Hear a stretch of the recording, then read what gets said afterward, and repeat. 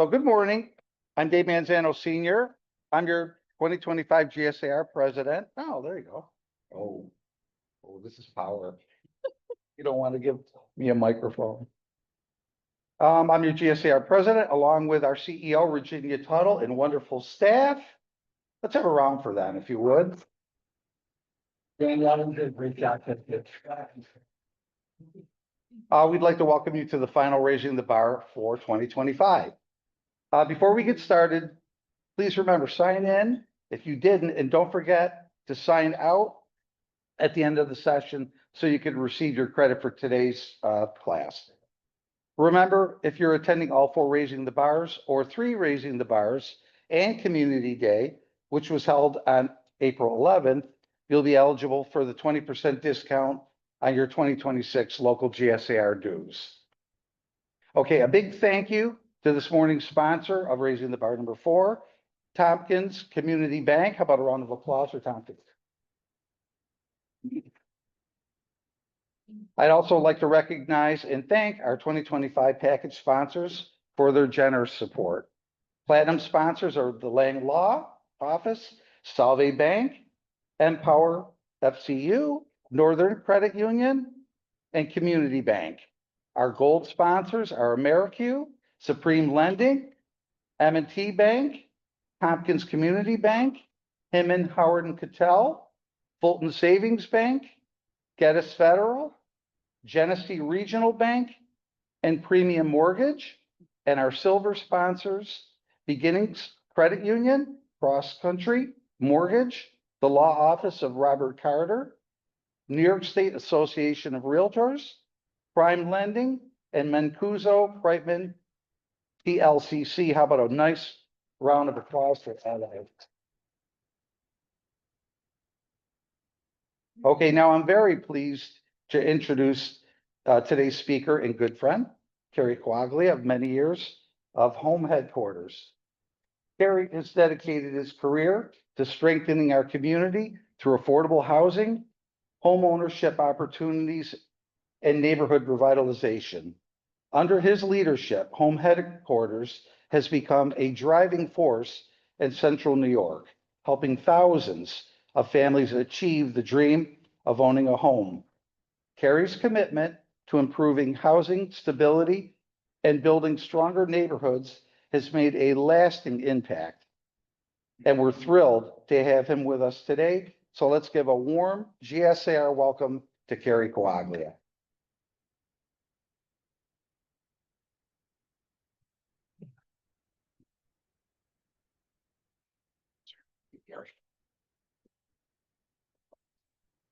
Well, thank you, Dave, and thanks for having me. A good crowd here today.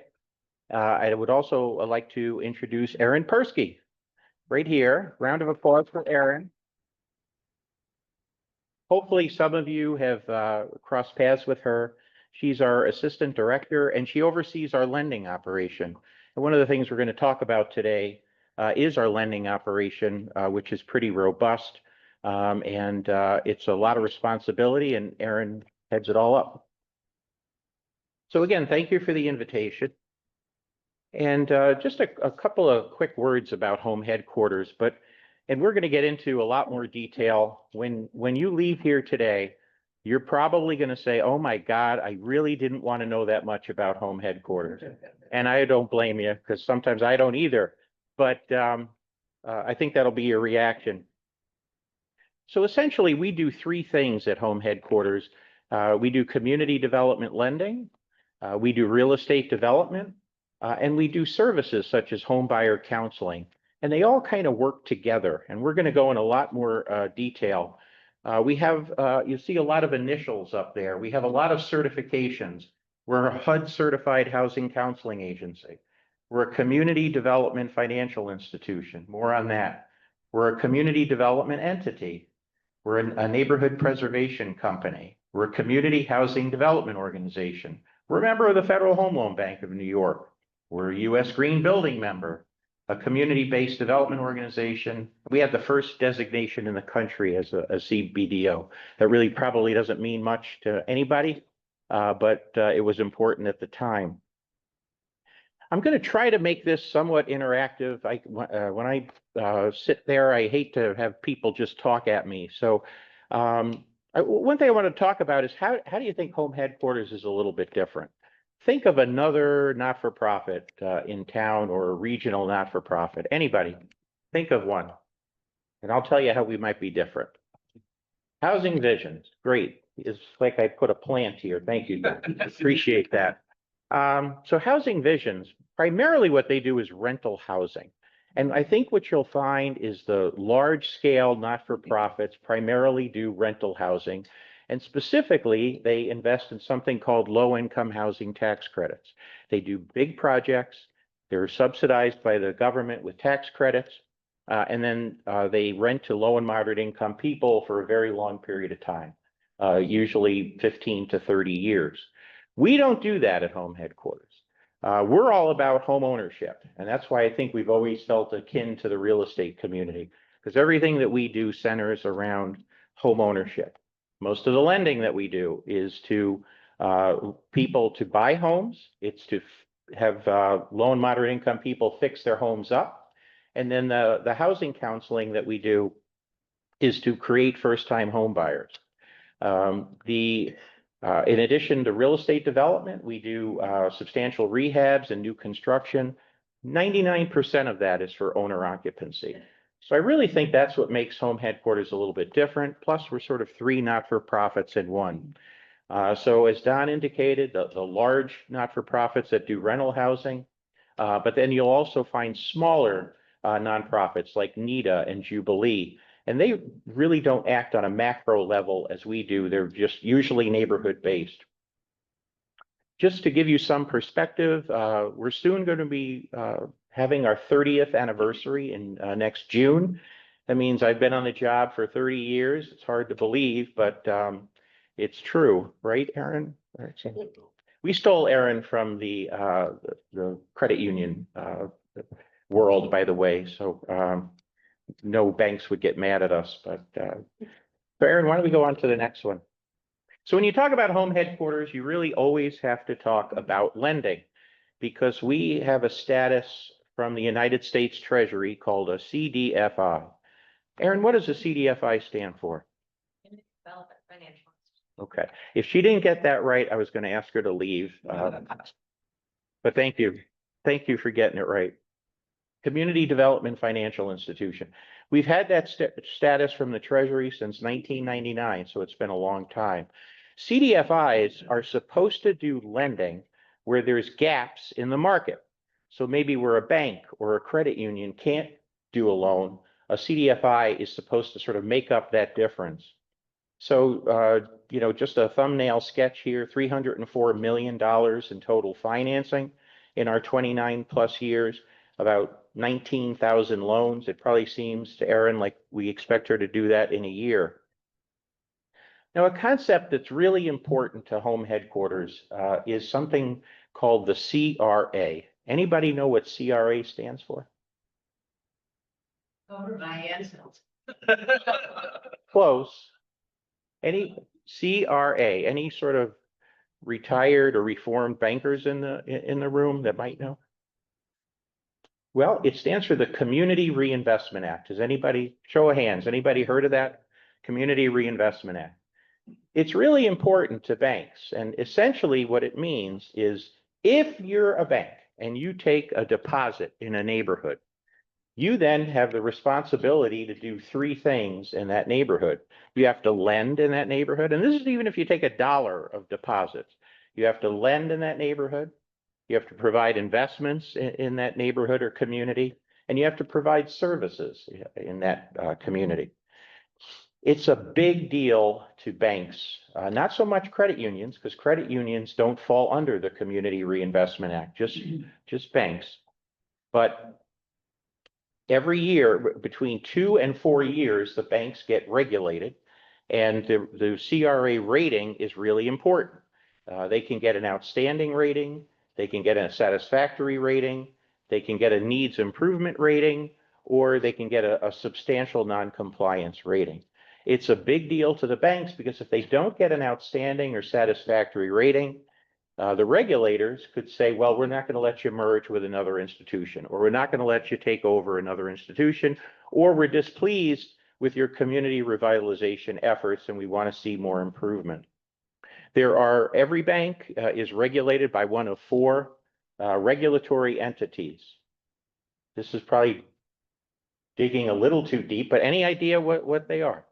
The four entities that regulate all banks, every single one of them. FDIC, yes, great answer. That's one. Another? Now we get a little trickier. The Federal Reserve, you've heard of them. They regulate banks. OCC, I'm not talking Onondaga Community College. I'm talking the controller of the currency. They do regulation. And the final one is OTS, the Office of Thrift Supervision. So every bank gets regulated between 2 and 4 years. They get a CRA rating. That CRA rating is super important to them. So what's the relationship between the CRA rating and home headquarters? Well, as a CDFI, and Aaron just told you what CDFI stood for, we have a status from the Treasury where any bank that makes a loan or an investment into home headquarters gets automatic credit under CRA. The regulators don't have to look at who received it. They don't have to look at the purpose of the loan. You made a loan, you made an investment to a CDFI, you get CRA credit. So it's important to the regulators and it's important to the banks. We are in charge of making loans, I guess you would say, to people and places that normally would not avail themselves to private financing. Banks sometimes struggle with this. And you'd find that banks can spend a lot of money on CRA officers to go out in the community and look for these CRA eligible loans. And what we kind of do is we hand it to them on a silver platter and say, because the people that they're out looking for to comply with the Community Reinvestment Act, frankly, these are folks that come in our office every single day. So with respect to our lending, we can actually skip one. Yeah. Primarily what we have done over the years is home improvement lending. Aaron, how many home improvement products do we have? A lot. A lot. It's probably about 25. We lend for everything. Some of the programs we can operate statewide, like the New York State Resilient Retrofits program that helps with flood mitigation and that kind of thing. Some of the programs are for emergency repairs. Some of the programs are just for energy improvements, just general property improvements. Some are for senior citizens. Some are for people with a physical disability. So rather than having a person understand that I should apply for this program or that program, I mean, Aaron doesn't even know how many programs we have. What we do is we take an application and then we underwrite it. We look at all the criteria. How old is the person? What's their credit score? What's their percentage of median? Where do they live? And then we find out the best possible program for them and we put them in the best program. So that's the nature of our program. The best program for you is how we do home improvement. Going then to first mortgage lending, we kind of got involved in the first mortgage program by accident. Who is old enough like me to remember the financial crisis, 2008, 2009, 2010? A lot of old people in this room. Well, that's when home headquarters decided we had to do something. We were building some new homes. We were rehabbing homes. We were trying to sell them to first-time home buyers. And what happened to the banks in 2008, 2009? They crashed. They shut down. They wouldn't give anybody a loan. I don't care how good your credit was. So we had all these houses on the market and we said, well, we're going to have to provide the first mortgage financing. And little did we know then that this was something that was going to stick. Now, at first, you know, we would get some money from the Treasury. We would make some of these first mortgages, but first mortgages are expensive. So we might get $1 million grant from the Treasury under the CDFI fund. And at the time, say a house was going for $100,000. Don't you wish, right? Homes were going for $100,000. Well, you make 10 loans and then you're out of business, right? So what we tried to do is go to our banking partners and ask them, would you buy these loans from us? Will you buy these assets from us? And at first, the banks, being bankers, right, they're very cautious and conservative. And at first they said, well, we'll buy them, but we're only going to buy them if you keep them in your portfolio for a year. And then if there's no delinquent payments, then we'll purchase the loan from you. They call that seasoning. So for many years, we had to season loans for a year. If there was no delinquency, then we would sell them to our partner banks. And it's really important to sell those loans because then that gives us liquidity, it gives us money back where we then can make another loan, help another lower moderate income person. And we began to see that this could really become sort of a cottage industry for us. And it's something that we've continued to do. Now you might say, well, why would the banks buy these loans? Anybody know why the banks would buy these loans? What's that? Make money. Make money. There's an interest rate. You're absolutely right. Remember we talked about CRA credit? They would get automatic CRA credit when they purchase these loans, so it gets the regulators off their back. And also they wanted to kind of make this foolproof. So we actually developed 3 agreements that we sign with the banks when they buy the loans. The first agreement is that they're going to buy the loan, we're going to sell it, they're going to get an interest rate, et cetera. The second agreement is that the servicing, home headquarters will do all the servicing because our customers maybe have special needs, right? If we contact the customer and say, hey, you're delinquent on a payment, we know that they're going to pay. Whereas some nameless, faceless person at a bank calls them, you may not get the same response. So over time, that really helped. The other thing that we did that really sold the banks on purchasing these loans is we have what's called a collateral substitution agreement. It's a very fancy name, but what it means is that if that loan goes into default, meaning 90 days or more, we take it back and we substitute it with a performing loan. So there is really very, very little risk to the bank. Any bankers in the room? Thank God. So, and I know this, I think this is being taped, so this could get me in trouble. But when one banker was hemming and hawing about buying our loans, and I said, there's no risk. And he says, well, there is a risk. I said, okay, what's the risk? Well, that home headquarters could be out of business. And this was right after a couple of banks had failed. And I said, well, you know what? You could be out of business too. So that's a risk that follows us all around. So now, we are on a roll. Erin's team originates first mortgages, and then we automatically sell them to one of 7 lending institutions who buy them. And these are local people, NBT, right? Solvay Bank, Geddes Federal, a lot of the sponsors that you named earlier, right? They're helping you out, they're helping us out, they're buying our loans, they're community minded. It's harder to sell to super large banks like JP Morgan Chase or Bank of America, because they say, well, if we do it in your market, then we're going to have to do it everywhere, and we can't do it everywhere.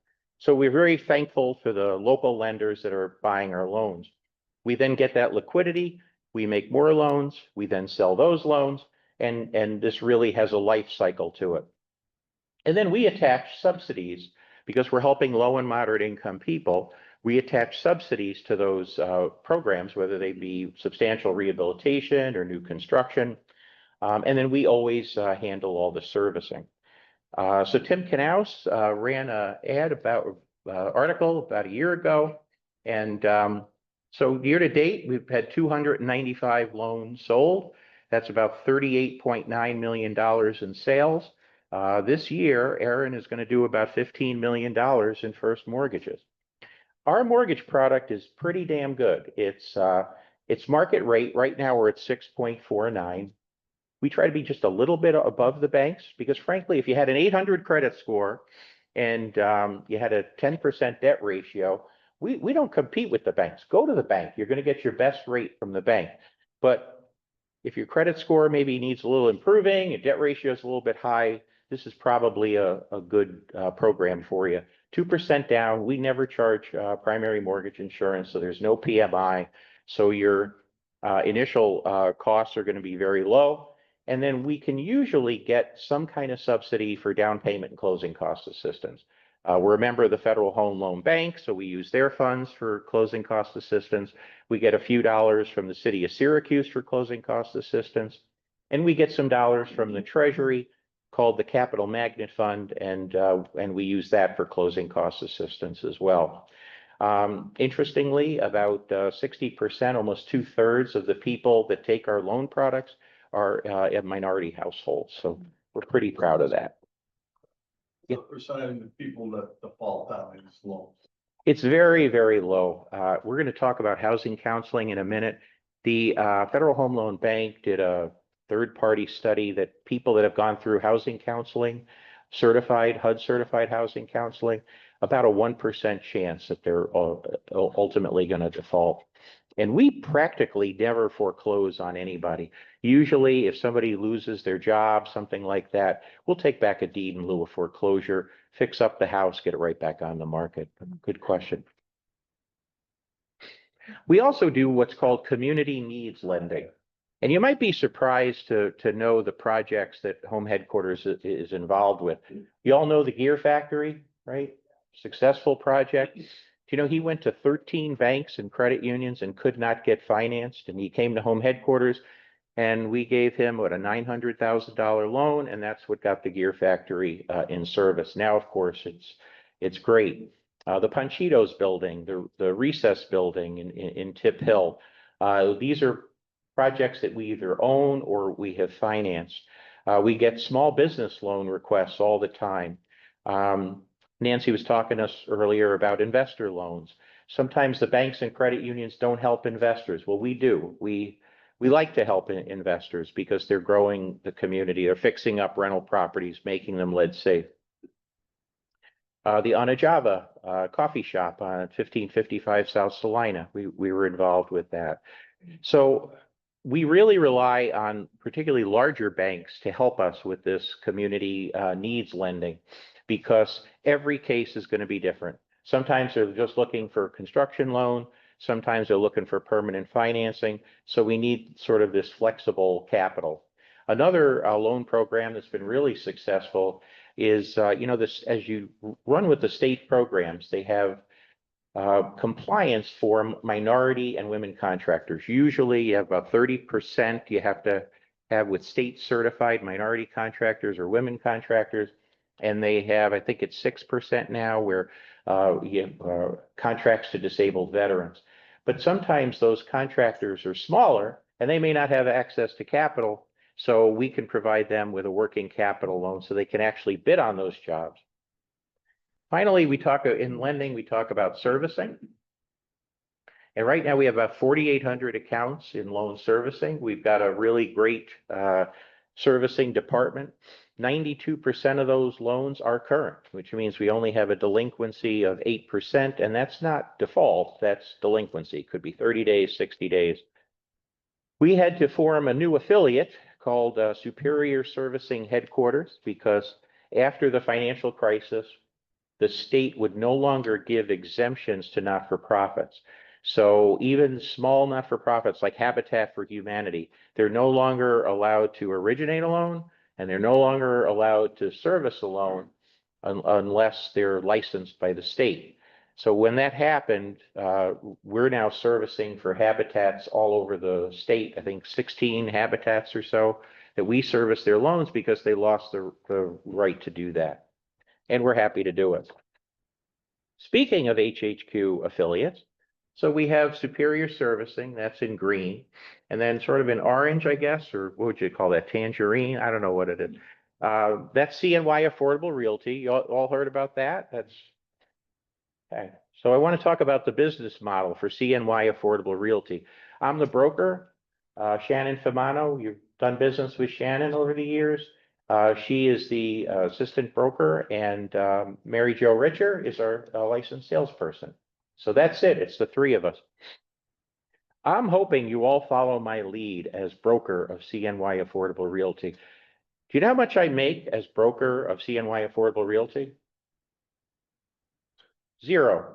Right. So we do not enrich ourselves with commissions. It's a zero commission basis. And and that's why we're a not-for-profit. And it might sound a little peculiar to say, well, we're a real estate broker, but we're not for profit. But that's why we're a not for profit. So we're here to help move properties, particularly for low and moderate income people. So it's not about making commissions off of those sales. So that's what's different. We then have our own construction crew, Opportunity Headquarters. We have Syracuse Model Neighborhood Corporation. Anybody hear of Syracuse Model Neighborhood Corporation? Some of the old timers might know that. And I shouldn't ask you to put up your hand if I'm calling you an old timer, but I will anyway. Syracuse Model Neighborhood Corporation in its day was run by Tom Francis. He did a great job. And after he passed away, the organization really fell on hard times to the point where it was just about bankrupt. And then the city asked us to take them over. So we took over their rental inventory and we're trying to, it wasn't pretty, but we're trying to make it right. And so far it's going pretty well. We have for New Markets tax credits, we have another affiliate called Syracuse Neighborhood Development Partners, and CNY Affordable Properties. Sometimes when we take title to a property, we don't know if it's going to be a charitable or an exempt purpose. So we'll take it in the for-profit, and then if it turns out we're going to do affordable housing or something that has an exempt purpose associated with it, we'll flip it into the not-for-profit. So now we'll change from lending to real estate development. And when we started real estate development, it was all about property rehabilitation. We are the major purchaser from the land bank. We buy many of their properties that need a lot of work. I think over the years, we've probably picked up about 120 of them, renovated them, and got them in the hands of owner occupants. We also participate in New York State programs, such as the Legacy Cities program. Now, with the change in the market, there's really not that many vacant properties on the market anymore. So we've really switched to new construction. And, you know, in the past, new construction was sort of a niche for us. We might build 10 homes a year and we'd call it a good year. This year, we hope to build between 40 and 50 new homes, all new construction. Nancy, earlier in our discussion, she was fretting about the new electrification rules that go into effect. Well, we use state subsidies for these programs. So we've been under those guidelines for a couple of years now. So there's nothing new for us. Basically, the governor said, if you want the state subsidies, you're going to build homes with all electrification. We use heat pumps. There's no gas even running to these homes. You couldn't use gas if you wanted to. We use what's called cold climate heat pumps. They're fairly expensive, but I guess this is the way everything's going these days. The homes are super insulated because another thing that the state required is that we have a HERS rating. So all the houses need to pass this very rigid test to make sure that it's going to be energy efficient.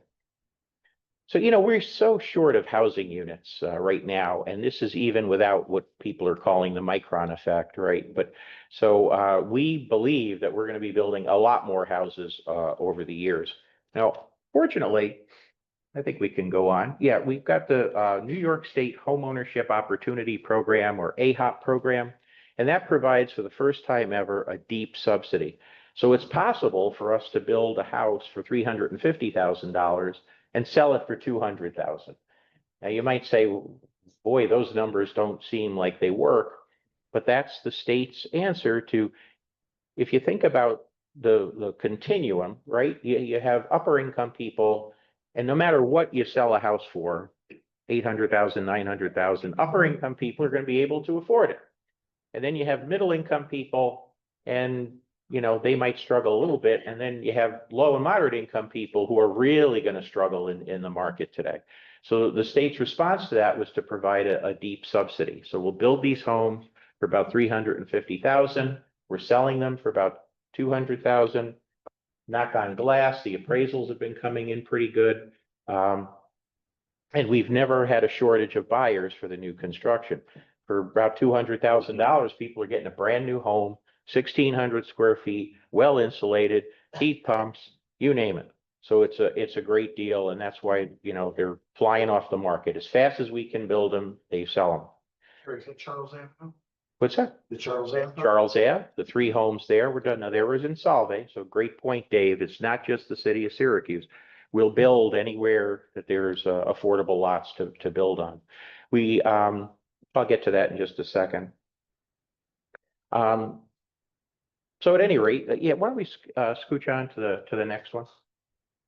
Because this is important. When we did Charles Ave, we tried to cluster the activities. Rather than build one house and have it be like an island, we built 3 homes.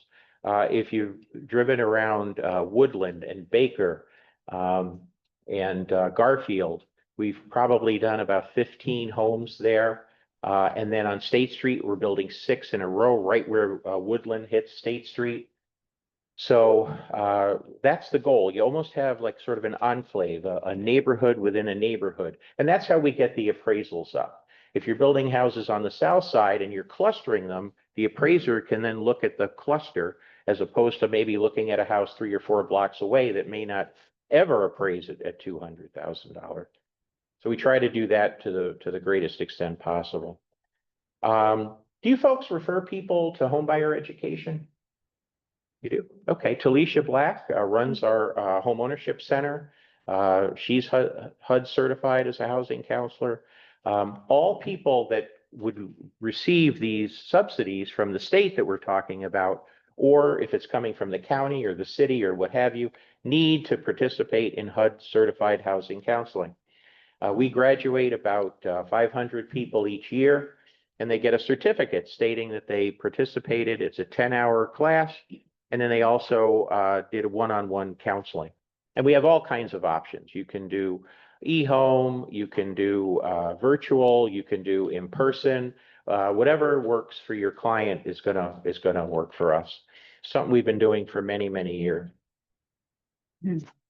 So we've obviously had dramatic changes in the housing landscape.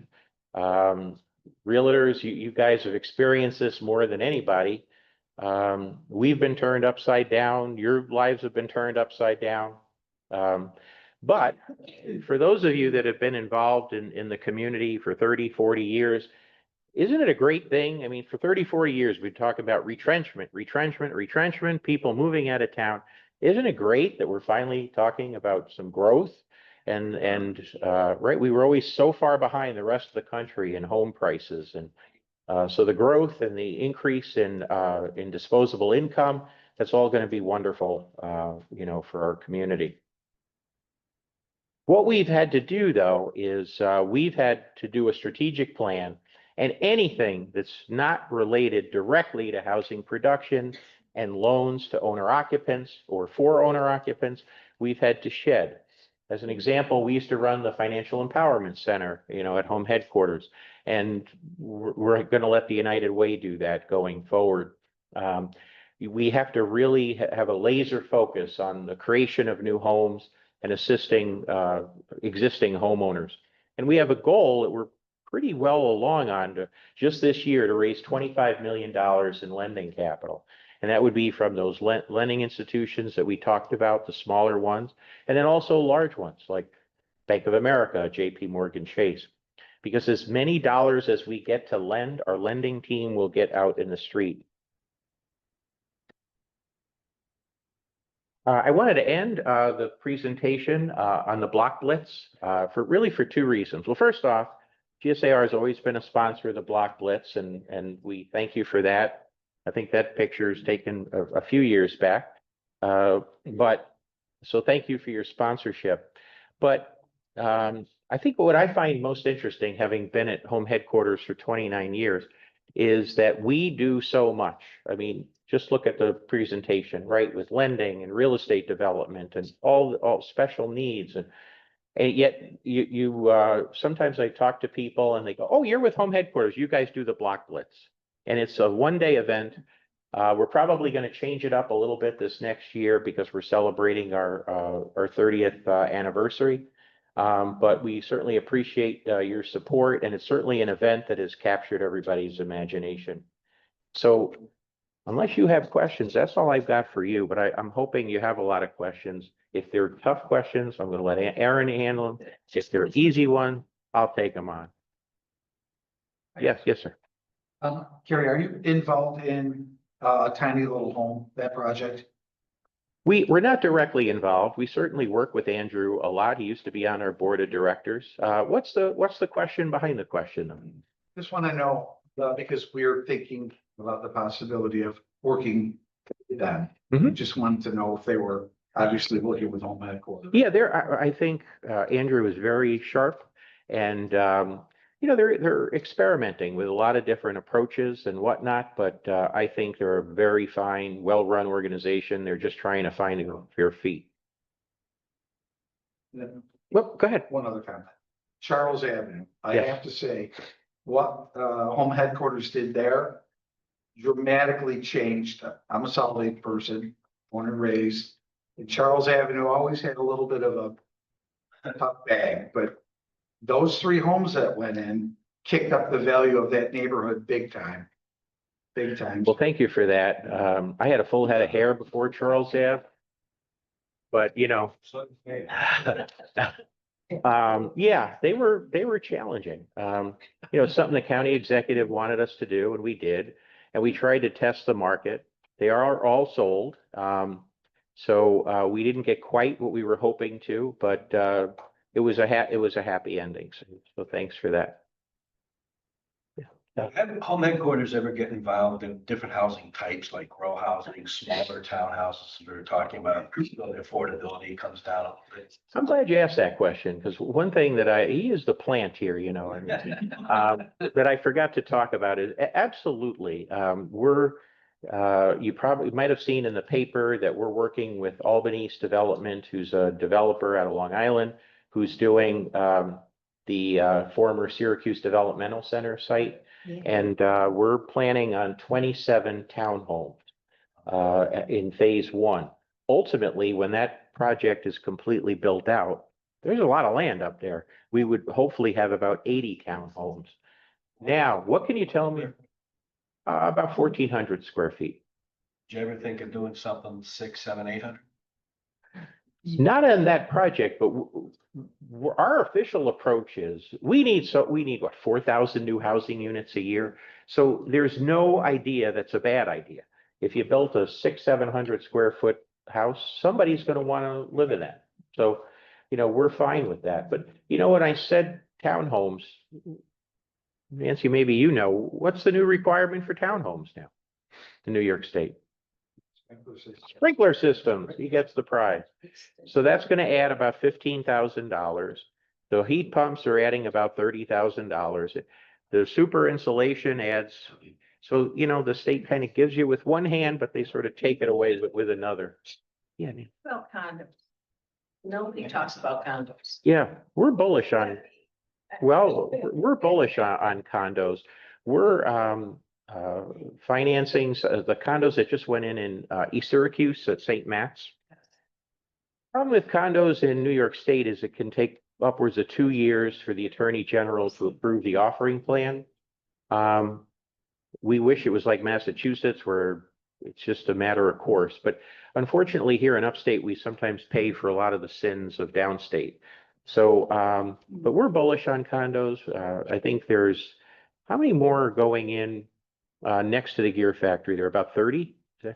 So that's being developed as condos, and they're hard to finance, but we're going to be providing the financing on the St. Matt's project. I think there's 17 there. Is that right? So we're bullish on them. Talk to some of the legislators too, and they feel that they could speed it up a bit Yeah. with New York State. So, we can always meet with the assemblyman. I mean, they say. Yeah. We can. But one thing I did want to bring up, I worked with Mary Jo Uh-huh.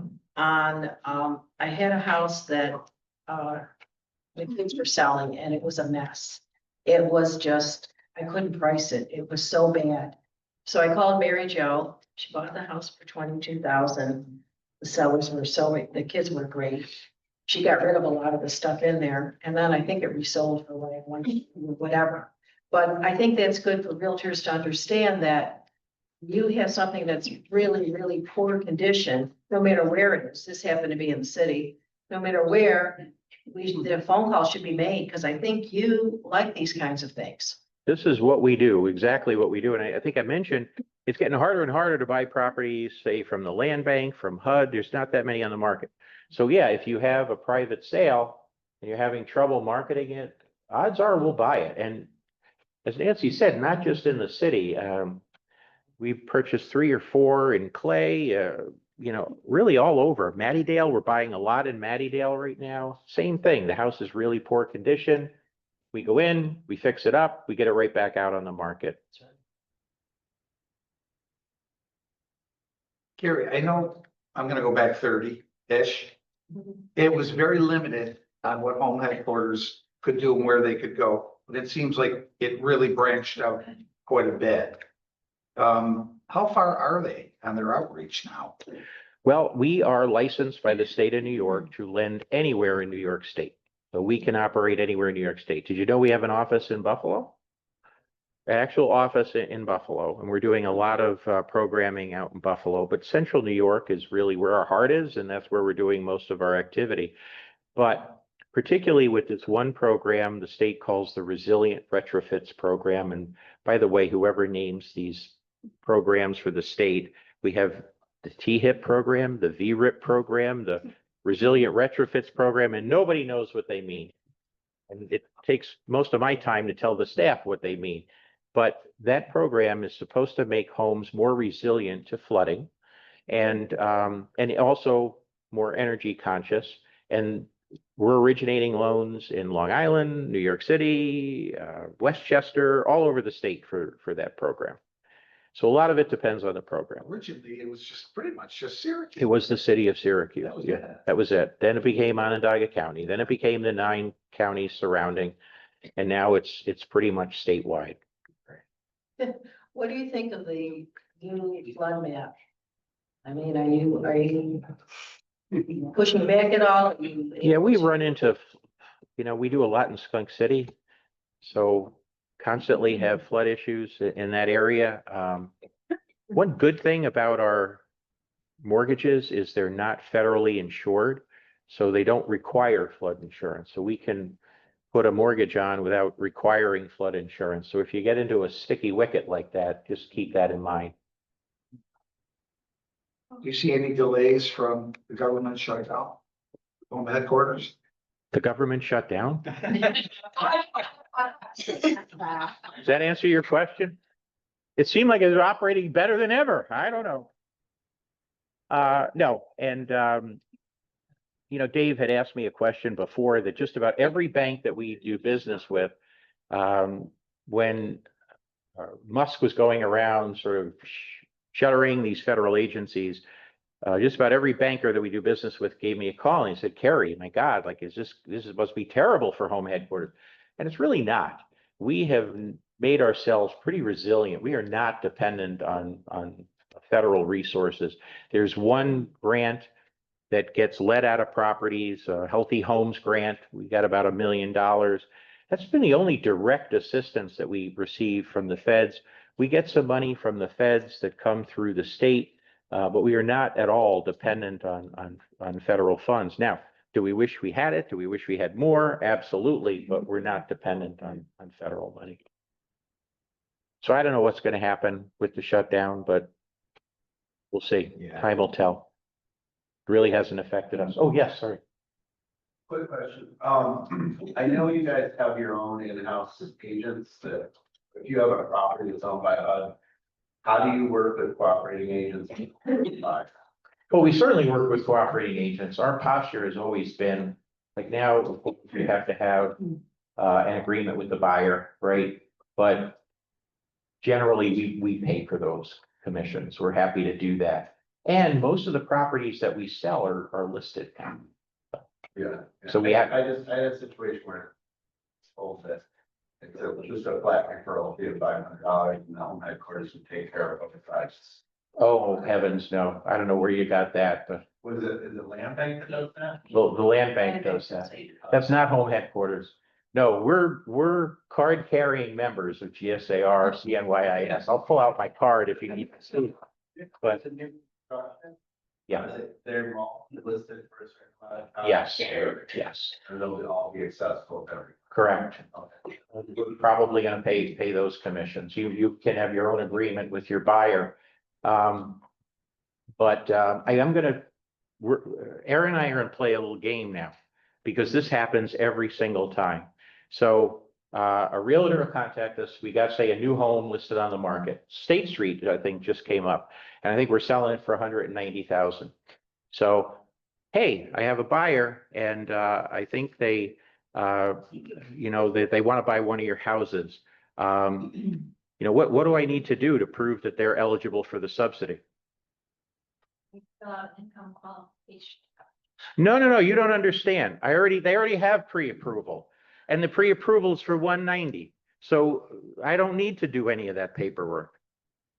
No, you don't understand. I have a pre-approval. What, you're not listening to me, Aaron. I have a pre-approval. That's great. What I need to do is make sure that they income qualify. Oh, okay. And how long does that take?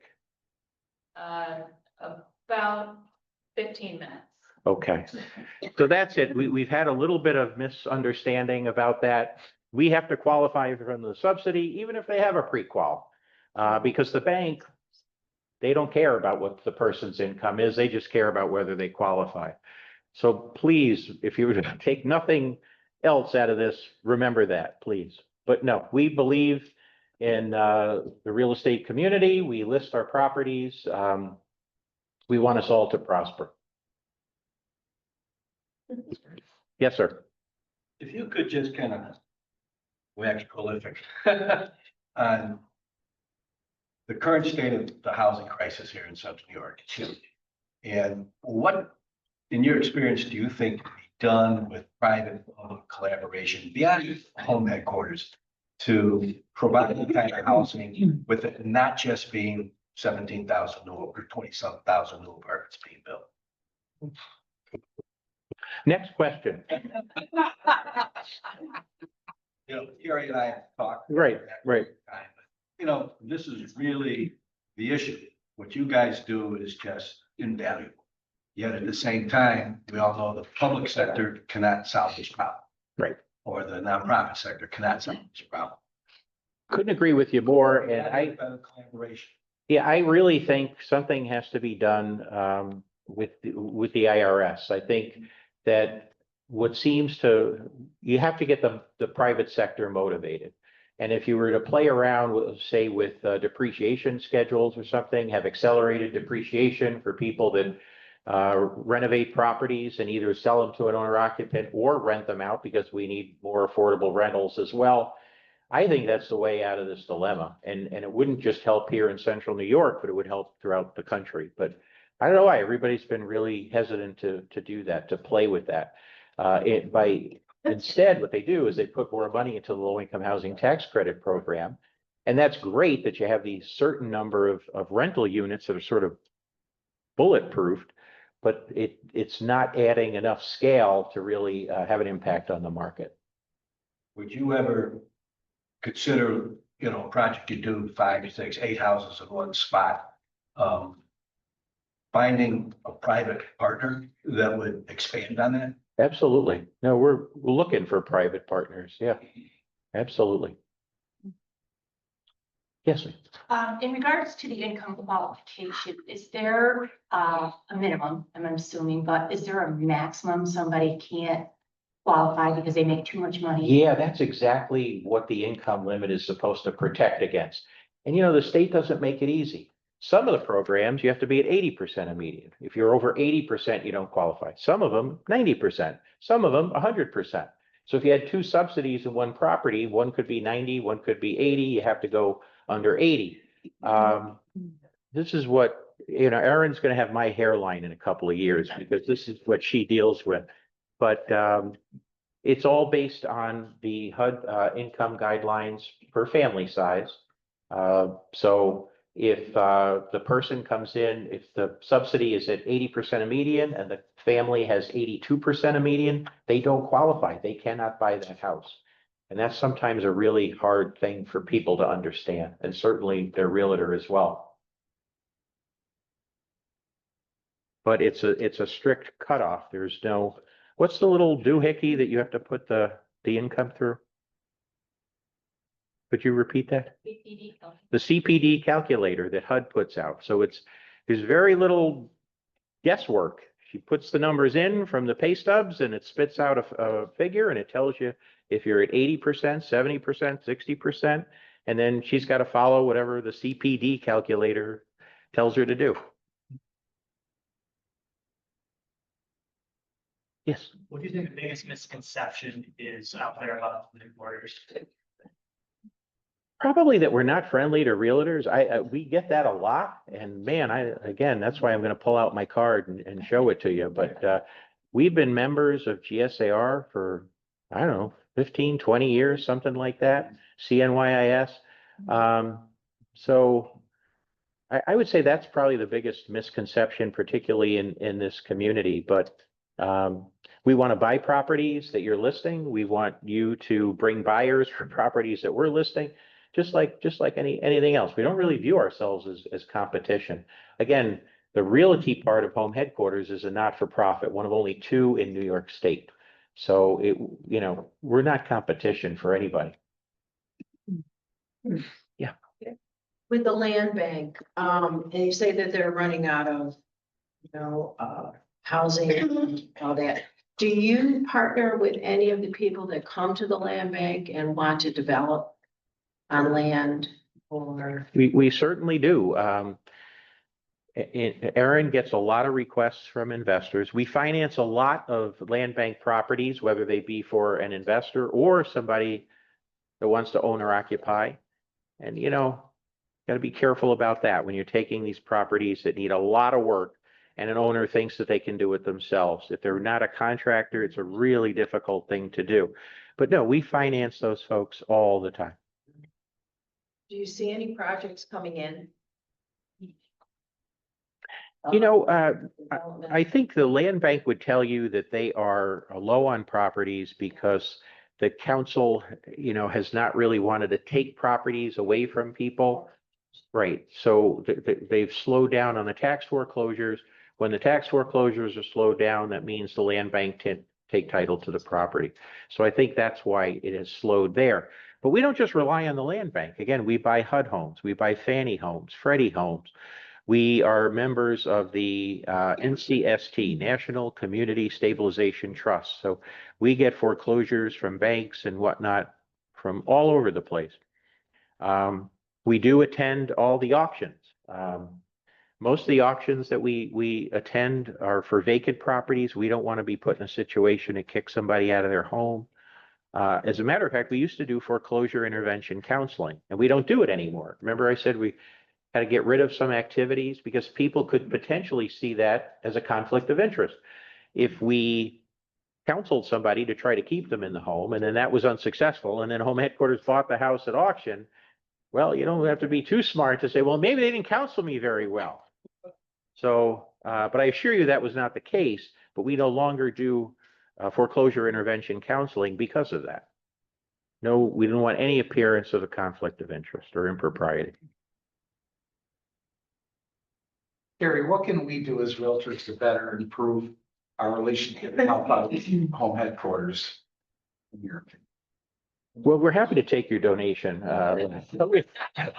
We are a not-for-profit, but it's things like this session here. And I know, Erin, did you participate in a GSAR event a couple of months ago or something? Just anything, right? There's always fear of the unknown, right? And so anything that puts us on a level playing field where you get to know us a little bit better. I mean, I might look scary, but she doesn't look very scary, right? So anything like that, Dave, I would say is a step in the right direction. So thank you again for this opportunity.